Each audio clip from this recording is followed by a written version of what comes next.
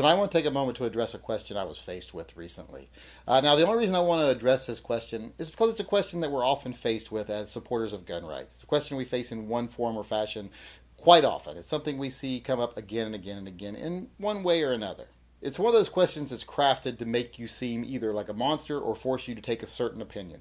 It's a question that's crafted around a specific answer. The whole point of the question is to get the answer they want. The question that was posed to me was that if I actually had to stand and face someone that lost their child to gun violence, that surely I would have to agree with them that something needs to be done about guns in our culture, that somehow we have to take guns out of society. And if I didn't agree with it, how would I face them? What would I say to them? Now, the question itself is crafted in a way to make me seem like a monster if I don't agree with them. But, I don't agree with them. Now, I can commiserate with them. I can completely understand. I can respect their grief. I can even understand why they would think that way. I can understand why they would blame guns. I mean, I've been known to blame the coffee table when I bang my shins every now and then, and this is nowhere even near that devastating. So I can completely understand their loss. I can understand why they feel the way they feel. That doesn't mean I have to agree with what that grief makes them think. Now, I find it devastating when anyone loses a child or any child is lost, period, to guns or anything. I wish we could create a society where no child is ever lost to violence or illness or anything. But that's just not the reality we live in. Now, there's two reasons I wouldn't agree with them. The first one is, we all know that every year far more people use firearms to defend themselves against harm than are actually harmed by them. So I have to kind of assume that that figure also works out for children. Hopefully there's more children defended by firearms every year that are saved by firearms than children that are lost to firearms. Let's face it, there's not a lot of children lost to firearms, period, every year. So I have to assume that for every child that's lost, there have to be multitudes of children that are saved by a firearm, just like with ordinary, everyday, grown-up people. Now, that isn't even the number one reason why I wouldn't agree with them. Like I said, I can completely understand their grief. I can completely share their grief. I can try to be as sympathetic as possible. And I don't even have to try. I could easily be so. Anytime a child is lost, like I say, it would devastate me along with them. Not to the same extent it does the parents, of course, but to me, the loss itself is tragic enough that I would be moved.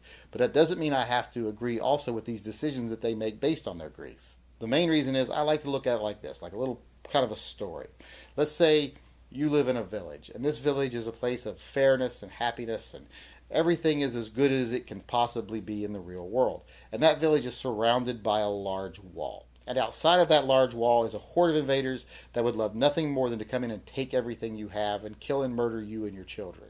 That wall is what stands between you and your happy life and a horde of killers. Now let's say one day some children are playing on the wall, they fall, and they're killed. Well, it'd be perfectly understandable for the parent to be like, that damned wall, it's the wall's fault. And you could understand why they would think that way. But you don't tear down the wall. That wall is what's standing between you and doom. It's tragic that some lives were lost, but the lives that the wall saves daily far outweigh the loss of the ones that fell. So you mourn those you lost, but you still understand that that wall is necessary. That wall is what keeps you safe. It's what makes you be able to live the happy life you live on this side of it. And in this story, the wall is our constitutional rights, our First Amendment, our Second Amendment, our right to vote. These are the things that keep us free. These are the things that keep us being able to live a happy life. And on the other side of that wall are corrupt politicians, corrupt corporations, religious zealots, people that would love nothing more than to tell us what we have to do, people that would love to control us, people that would love to turn the clock back to the 1920s, to turn us all into basically slave labor and property. So it's very important that we hold on to our rights. We don't allow grief and emotion to overwhelm our knowledge that our rights are very important. And the Second Amendment is one of the rights that protects all the others. Without the Second Amendment, we would be much easier to quiet. We'd be much easier to control. We'd be much easier to cow.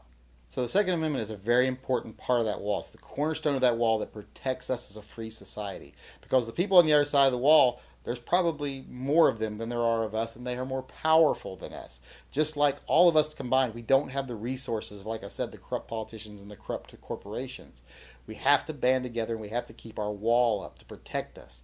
And that wall, like I said, is our rights, and we have to fight for our rights. We can't lose sight of that. So in the end, it's basically just the old, if it saves just one child argument. You have to do it if it saves just one child. But no, that's not the case. I mean, it sounds good and it plays to our emotions, but it isn't worth it. It isn't worth it even if it saves the lives of multiple children. Because the lives that are lost with our rights in place are nothing compared to the lives that would be lost if our rights disappeared. And a lot of those lives that would be lost if we lost our rights, if we lost our freedoms, would be children.